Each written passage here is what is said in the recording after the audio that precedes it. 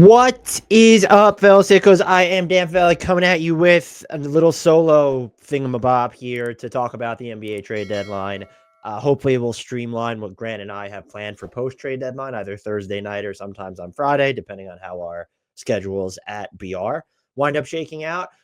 But the NBA teams, they've lost their minds, it seems. We have Luka Doncic on the Lakers, Anthony Davis on the Mavs.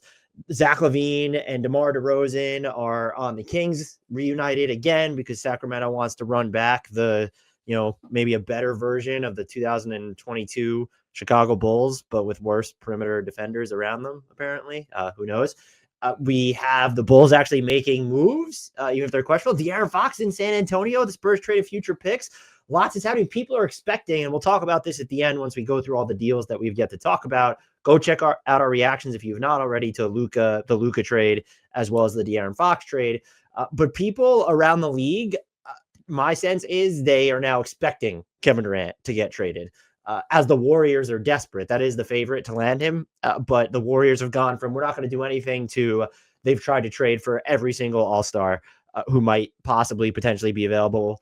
And that might include every single all-star in the history of time since Luka Doncic was just traded. So this NBA trade deadline is already bonkers. A lot of people were worried it might be quiet as it was last year, even though we had some major business. Leading into it, we had Harden at the beginning of the season, then OG and Siakam get moved beforehand.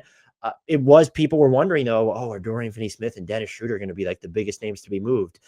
Hell fucking no, apparently.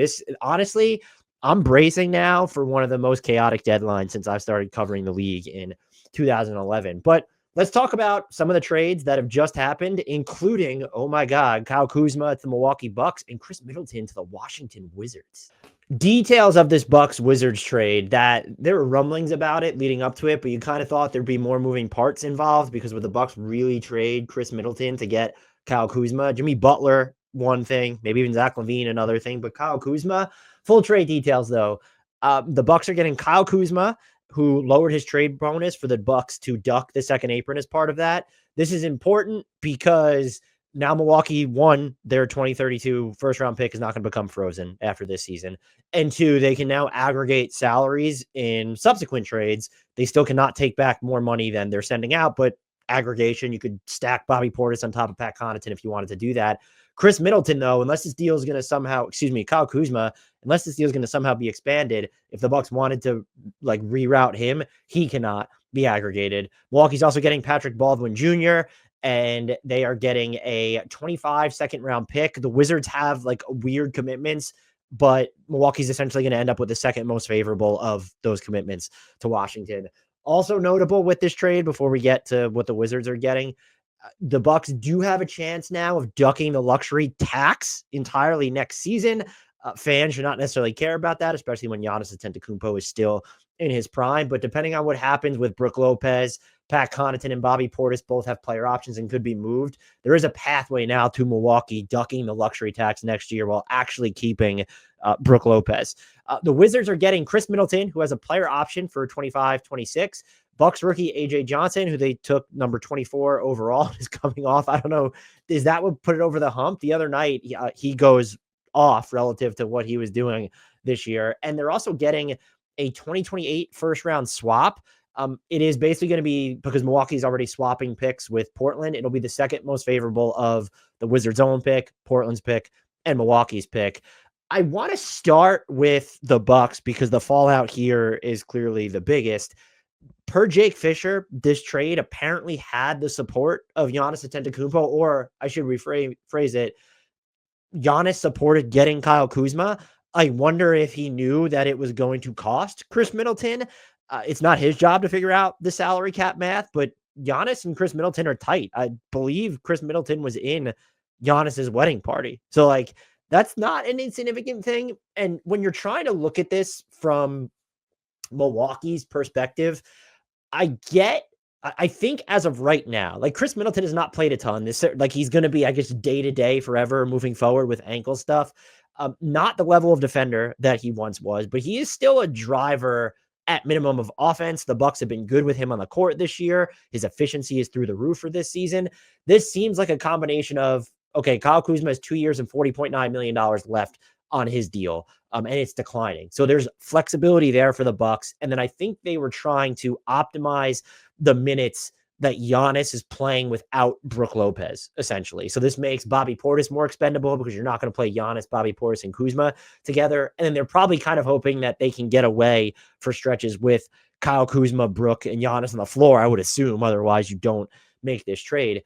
There's a lot of risk there. I don't think Kyle Kuzma is as bad as the data says that he is this season. We've seen him on a good team defend really well. Even last year, he shot 48% on drives, over 39% on wide open threes. My concern here is kind of like, even looking at the most ideal version of Kyle Kuzma is he's hitting spot up threes. He can attack guys off the dribble, get going downhill. 30% of his shots this year are coming at the rim versus 12% for Khris Middleton. You don't necessarily need that additional on-ball rim pressure when you already have Giannis Antetokounmpo. Still, that can help you, maybe help you play at a faster pace too against certain defenses, not just in transition, but in the half court. And I do think, take it or leave it, but I think I would say that Kyle Kuzma is going to give you a better chance on the defensive end, especially if you're playing him and Giannis together as just the front court for those stretches. Now, with that said, would I have done this trade as the Bucks? I don't know. We have to see what else they do, because I'm assuming this makes Bobby Portis more expendable. So let's see what else they're going to have going leading into the trade deadline. But there's a huge risk here, even if you think that Kuzma's a better player than Middleton in a vacuum right now. He's not guaranteed to be the better offensive fit by any means. He's always just been like a so-so at best shooter. He is shooting, and look, he'll get different quality of looks in Milwaukee, but as of right now, he's shooting under 33% on semi-open and wide open threes combined. And even last year, 39.4%, I believe, on wide open.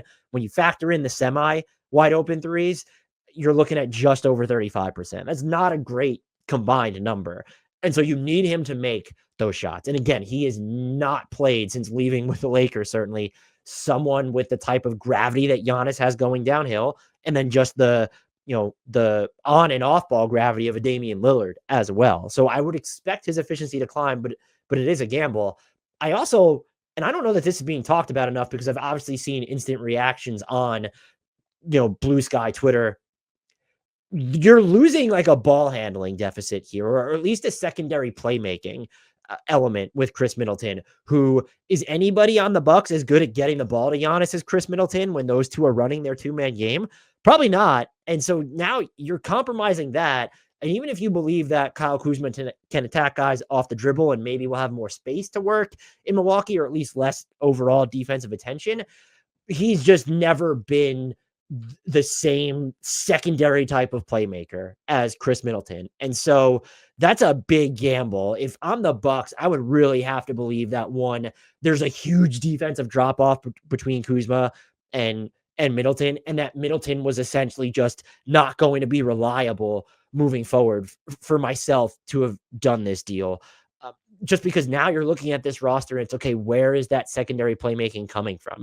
We know Giannis can do some of it, but like, he's not that, like, we know what Giannis is trying to do with the ball when he's going downhill. Like, Khris Middleton obviously has the mid-range game, but he is someone that you can and should trust to like run the more methodical. Okay, here's a ball screen. You're going to go different directions. Maybe not as fast a clip as Kyle Kuzma, but Kyle Kuzma's playmaking in those situations has never been as good as even the most modest version of Khris Middleton. Like, the best way to frame it. So that's something the Bucks are going to have to grapple with. And maybe it doesn't matter too much when you're looking at, okay, our best 5-man unit is always going to include Kyle Kuzma, Giannis, Brook Lopez, Damian Lillard, and then they will fill it out from there, depending on matchups. Or if you just believe it's Gary Trent Jr., if you just believe it's Taurean Prince, whatever, if you believe it's AJ Green, fine.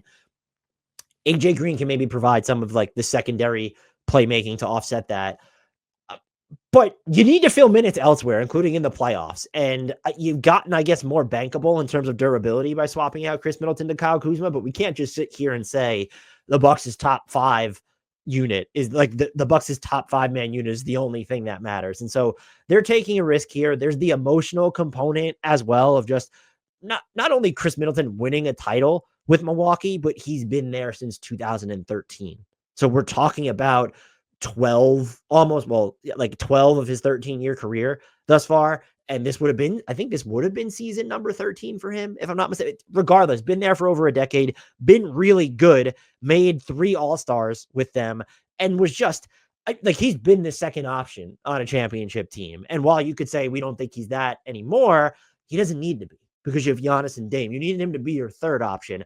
I believe if he is healthy, he is overqualified for that role. Now, if you don't believe that he is healthy, can't play a ton of minutes, this becomes a different story and it's worth of discussion. It's a fascinating gamble by the Bucks. And I would say if this is Giannis sort of co-signing or nudging the Bucks in the direction of, yeah, we got to get someone who's going to play more minutes than Khris Middleton. I don't know, man. Giannis was in favor of hiring, like, we already saw Giannis maybe make like a poor endorsement of a head coaching decision. Do we really want to trust his input on trades here? I'm not laying this at the feet of Giannis. This is ultimately at the hands of the front office. I don't love it for Milwaukee. I can see the upside, but for what you needed to give up to do it, I don't love it. And maybe I'm too pilled on nostalgia from what Khris Middleton has done there. But Kuzma, I don't think he's as easy of a fit on the offensive end, and I don't think he's guaranteed to be this demonstrative upgrade on the defensive end. And it feels like he's more likely to be the latter than the former. And I guess maybe that's what the Bucks are sort of banking on here. There was the elements of, look at how his contract is structured moving forward. Khris Middleton had the player option, but Kyle Kuzma under team control for the next 2 years, and his salary is declining. So there just gives you a little bit more wiggle room there. I just didn't expect the first trade that Milwaukee would make, or the trade that got them like initially out of the second apron, would include Khris Middleton, unless it was this monster deal that brought them back Jimmy Butler or maybe Zach LaVine until he was traded to Sacramento. So this is one that I still haven't totally wrapped my head around. And I think I understand the upside from Milwaukee more than a lot of the initial reactions I've seen. That does not make it a good deal. It makes it a gamble. And the fact that the swap is whatever, like, you didn't have to give up. When I saw draft compensation and until I saw like what picks were going out, I was worried. I was like, they didn't give up the 2031 first round pick for this, did they? Because that would have been a disaster. And so it's a little bit more, the word's not even palatable. It's a little bit more justifiable, but you need the peak like, you are betting, because this isn't, oh, Kyle Kuzma's a little older, so you have to worry about, no, if he's not there, hitting wide open threes and defending at minimum, and then giving you at least some on-ball juice offensively. But I'll even toss that out of the equation. Let's just say between Giannis, Dame, and everyone else, you don't even want him to do a ton of on-ball stuff. Again, he did shoot close to 50% on drives last year, so that is in him, especially in lineups that are going to afford him a ton of space. But they need Kyle Kuzma to defend his ass off and to hit a bunch of threes, which will presumably be high quality threes, but he needs to play within that context more than anything, and not to say to deviate it. I'm not even saying that he's a malcontent. We all kind of latched on to his comments that he made about Washington and no longer trying to fit in or let guys develop. I actually kind of found that mostly funny, but I throw that out the window. Let's see what he looks like on a good team. So I understand it from Milwaukee's perspective. That does not mean I would have done it. And it was a curious gamble to make, unless you have some other stuff lined up where maybe you're offsetting some of the concerns I have about the shooting, the secondary passing. And that's why we kind of have to wait and see what happens next. Let's talk a little Washington Wizards. Flyer on AJ Johnson, fine, especially like at those positions. They don't necessarily, like, a more of a guard. They don't have a ton of flyers outside of Bub Carrington right now. Of course, Jordan Poole, we know, is there. But you have like more just wing types in Koulibaly and Keyshawn George. So I like, that's fine. Getting the swap, okay, cool, awesome.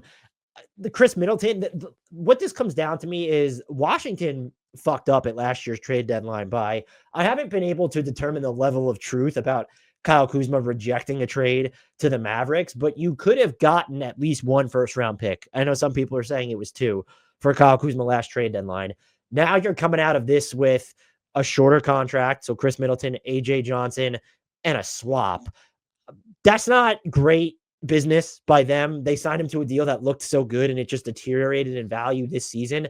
It's not a terrible deal, to be sure. And I think there's value of, well, they didn't try and sit on this and reboot his value if they thought he was going to become not a detriment, but an obstacle to letting other guys develop, you appreciate them moving him now. It's other younger guys in this roster are going to benefit.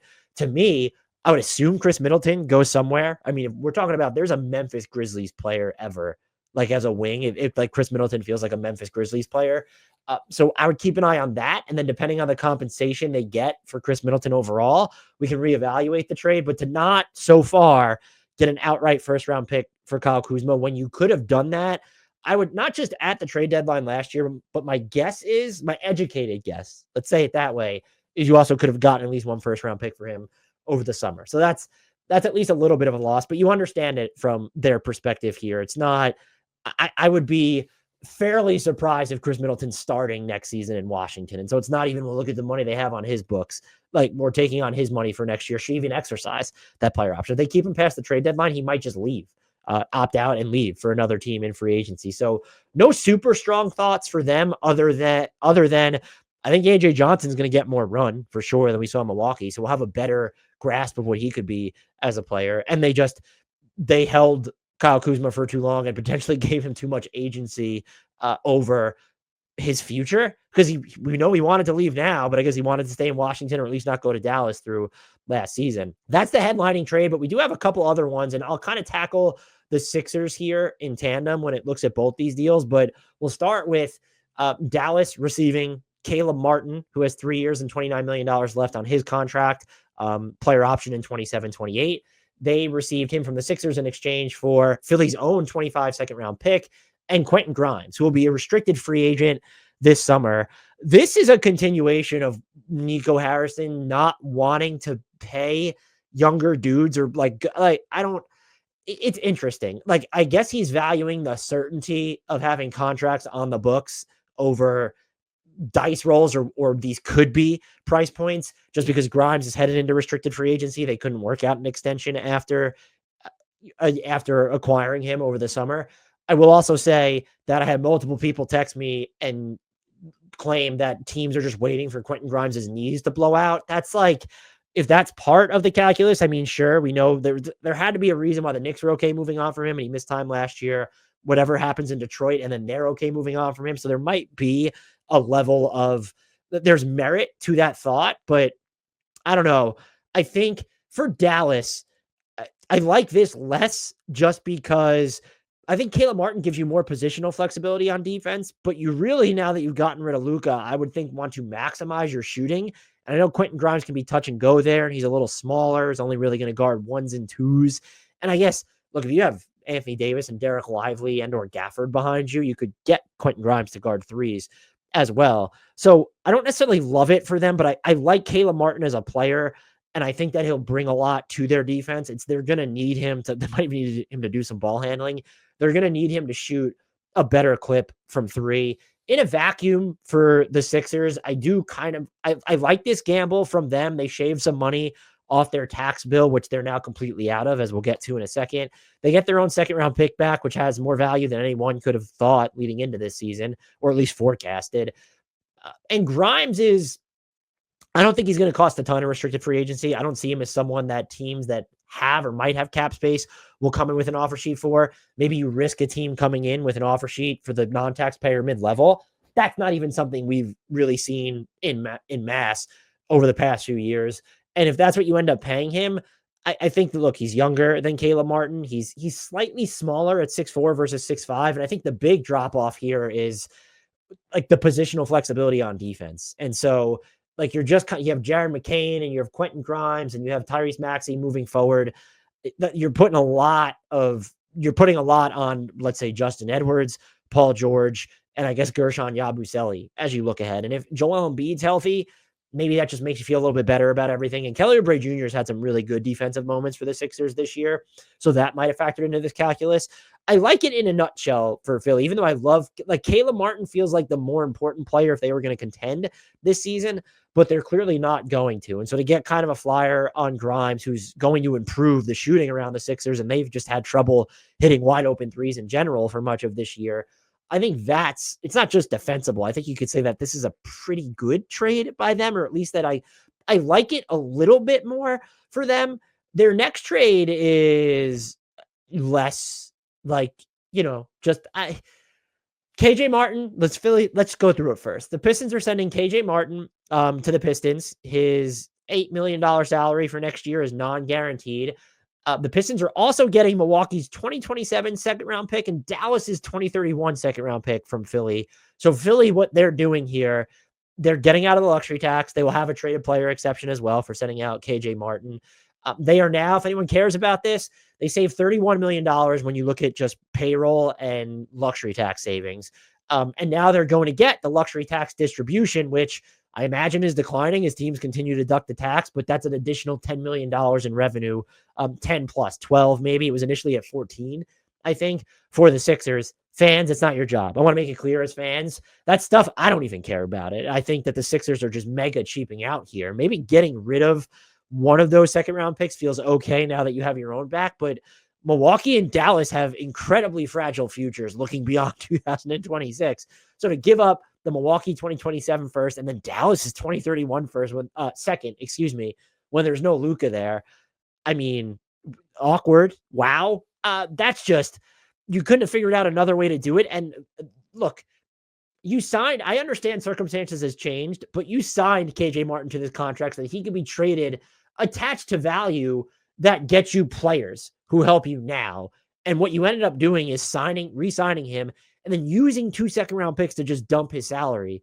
That's uninspiring and super cheap. And I don't know what it says about the Sixers' plans for the rest of this season. It'd be different to me if they had leaned all the way into the tank and it looked like they were going to keep their pick this year. But Joel Embiid comes back for a game and has a triple-double. And so the Sixers don't seem like they're traveling that route. And even if they are, it's too late. It's just too late to, we've said that there might be, who are you out tanking right now as Philly? You are currently behind in the standing. Portland Trailblazers have more wins than you. You can't guarantee that you're going to out tank them and Chicago for the rest of this year, both of whom are in front of you right now. You have reached the peak of the bottom, I would say. Like, this is as low as you're going to be in the standings, because let's just say the Blazers keep winning, hottest team in the NBA right now. Shout out Scoot Henderson making the leap in real time. But let's just say the Bulls and the Blazers stay in front of them. And that's, again, not a guarantee. You're not out tanking the Nets. You're not out tanking the Raptors. You're not out tanking the Hornets or the Pelicans or the Jazz, and certainly not the Wizards. So this is uninspiring. I get the principle of wanting to duck the tax when you're not even coming close to your pinnacle as a team. The cost of doing business here to do it was just astronomical. And so shout out to the Detroit Pistons, a very good piece of business by them. And you get those second round picks now, which can be valuable if you just want to make a trade without giving up a first, which they're still not at the point they should be considering giving up their own first. And I know they have 2025 owed to Minnesota with top 13 protection. Those picks are interesting as seconds and can help you get other deals over the hump. The other thing here is too, KJ Martin, everyone's pointed out, okay, he was shooting 38.1% from three here. All right, he just doesn't do it in high volume. I don't know how much use he has to them as a player. Probably more with their spacing, especially if they wind up making a trade like Tobias Harris for CJ McCollum. KJ Martin becomes more intriguing for them. But what they also did here is, if they can take KJ Martin in to an exception, and then they can still use their cap space here. That's a big deal for them, because he fits into their room exception, I believe, or did they have an outstanding trade exception that I'm missing? But they have the ability to still turn around and then use cap space, which is like or you could just take him in to cap space and then you still just have $6 million in cap space remaining. So there's a lot of different avenues that they can explore for this deal, and to do it without really compromising. I guess if you want them to buy and kind of maximize what's going to happen this year, you can certainly say, all right, we would have liked to have seen them be a little bit more aggressive, but just getting the seconds for taking in someone who doesn't like impact your rotation or cost you anyone of value, and it doesn't obliterate your entire flexibility. I think that they made out really well here. I don't know what else to say there other than that, but they could also, like, let's see if they can expand this deal, and then that's how they could increase their return. That's a pretty big deal there too. And look, the other upside here too, if you're going to acquire him into like the way that they acquired him, is he could just be turned around and be reaggregated if they want to. So that's like, they could also just view him as an extension of that cap space since he can be aggregated. I like that deal for them. Not like a game-changing one, but them kind of just stockpiling these assets will either help with future deals or just sort of these flyers that they can take as their roster gets more expensive. And again, like Milwaukee and Dallas we over romanticize second round picks, but I would say at least one of those is going to end up being in the 30s. And that just makes this deal even better for Detroit, quite frankly. Now we're getting into the real massive stuff, people. Let's talk about the Clippers trade that we haven't gotten to on this podcast yet. So the Clippers received Drew Eubanks and Patty Mills, while also ducking the luxury tax. So they're now $4.8 million almost under the luxury tax. And then the Jazz received from the Clippers Mo Bamba, PJ Tucker, and a 2030 second round pick. Mo Bamba's already been waived by Utah. We'll see if from Utah, just take on, just get another distant second, as well as cash considerations, by the way. I totally understand that. And Tucker, he will eventually be waived if he's not moved. And so just having that expiring salary, if they want to make another deal that's going to help another team get, because they still have wiggle room under the luxury tax, that wants to help another team shed payroll, that's something that they could still do. And so they're $16.7 million, a little bit more than that beneath the tax. So there's a lot of stuff that they could still do. I'd be surprised if he's waived before the trade deadline is over, is all I'm saying. So solid for them. With the Clippers, Drew Eubanks might play some minutes for them just to give them a different look as like the backup 5 minutes behind Ivica Zubac, and so that they don't, kill Nicholas Batum before you get to the playoffs. But they just also might have more moves to make here, like the flexibility beneath the luxury tax. And I would say I really want them to make a move. Like they could use, like Drew Eubanks wouldn't necessarily be it for me. So I'd still like sort of a different look in the front court, but also just some more secondary ball handling here would be good for them. But they set themselves up really nicely to do that. And I think, we don't need to look at it and say, oh, it's great that Steve Ballmer saved money by getting out of the tax. Just for where the Clippers are at, and since they have the ability to do so, if you want them to continue being aggressive moving forward, and you're not compromising your chances as a contender right now, like your chance to be a contender just boils down to how healthy is Kawhi and how many minutes is he playing. Ty Lue was talking about getting him up to 36 minutes by the playoffs the other day. If he's doing that and stays healthy, you're a contender. You duck the tax. Yeah, it cost you a second round pick here, but I doubt that's really going to screw you over in terms of opportunities. This one's okay. When you get to Philly and it's all right, like that one's way more uninspiring from the Sixers' perspective, at least in my opinion. I'm still interested in what both of these teams do, that being the Clippers and Jazz ahead of Thursday's 3 p.m. deadline, because I don't think either of them can or should be done. Here's the real banger. So everyone just sit down, brace yourselves. We have to get to this. Deep breaths, everybody. The Charlotte Hornets are receiving Phoenix's 2029 second round pick from the Oklahoma City Thunder in exchange for the Denver Nuggets' 2030 second round pick. This is all right for the next 35 minutes to 6 hours. I'm going to talk about this trade. This is the Sam Presti has FOMO trade, essentially. He saw all these deals going down and he decided, I need to be in on this. How could I not? There is a logic here. What you're saying, as Oklahoma City, they initially had 6 second round picks in 2029, including their own. Now you balance that out with commitments. You had 3 seconds in 2030, including your own. Now you have 4. Now you only have 5 seconds, including your own in 2029. And for Charlotte, you're getting it more immediate. They actually have another 2029 second round pick on their books, I believe. But now you're getting a more imminent first round pick from a team that is like, you short their future just as much, especially with the Kevin Durant noise headed around being bandied about right now. And it's a more just imminent asset. So you understand it from their perspective. This is just, though, the ultimate Sam Presti trade. Like, yeah, we need to balance this out a little bit. We had a few too many seconds in 2029. So now we got 4 seconds in 2030 and 5 in 2029. There's a nice symmetry to that.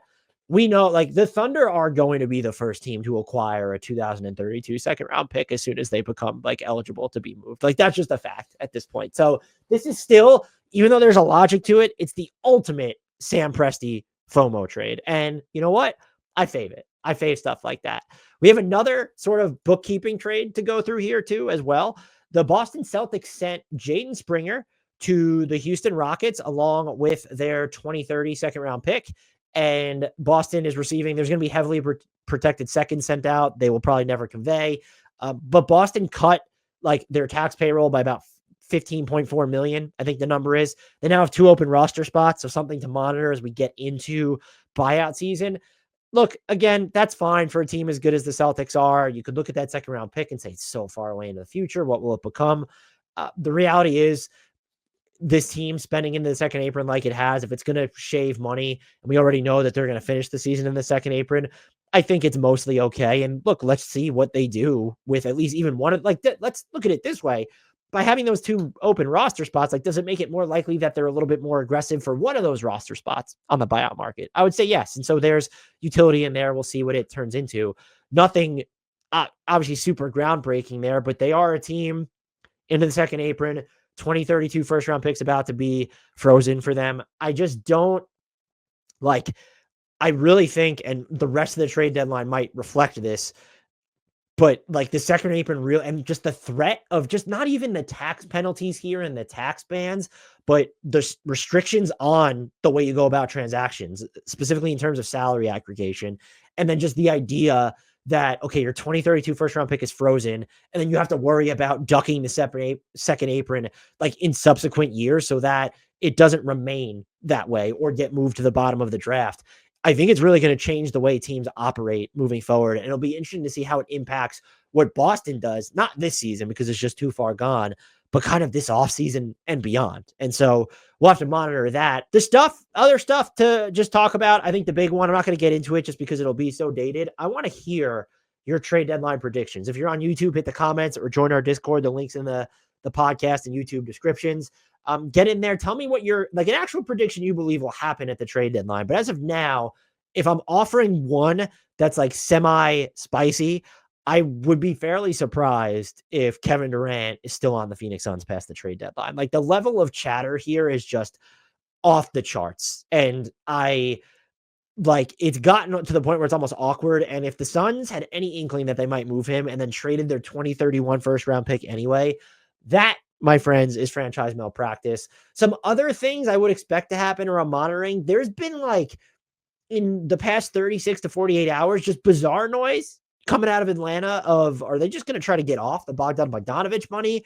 Do they even care? Like, do they just want to get off the DeAndre Hunter money? I don't. If they get rid of DeAndre Hunter with the season he's having, they better be getting some type of first round pick. But they're just another team I'm watching, and I'm preparing for them to do something that I heavily dislike. And so those are just again, I don't want to get too into it just because this stuff's all going to become dated. Let me know your biggest, boldest prediction, or it doesn't even have to be Super Bowl, but one prediction that you actually believe that Jimmy Butler is going to stay with the Heat through the trade deadline might be the boldest of all. And the other one I would throw in there, I think Khris Middleton gets moved again. I would peg Memphis as a favorite to get him because of their salary structures and the way that some of those salary structures don't, like, they're not going to phase Washington like they would be with other teams. And I'm not going to lie, I would love Khris Middleton in Memphis. Like that, I really feel like that's a great fit if you think he's any semblance of healthy. Until next time, and as always, please remember to rate, review, subscribe. Really, like, come on, upvote us, uprate us on Apple and Spotify, even if you don't use it. Subscribe on YouTube, and if you can share our content or tell people about us, join our Discord if you haven't already. Anything you can do to spread the good word, the amazing word that is the Hardwood Knocks podcast. Until next time, and as always, I leave with the shout out to the one, the only, the indelible, would never be traded if he was in the NBA right now, Frank Ntilikina.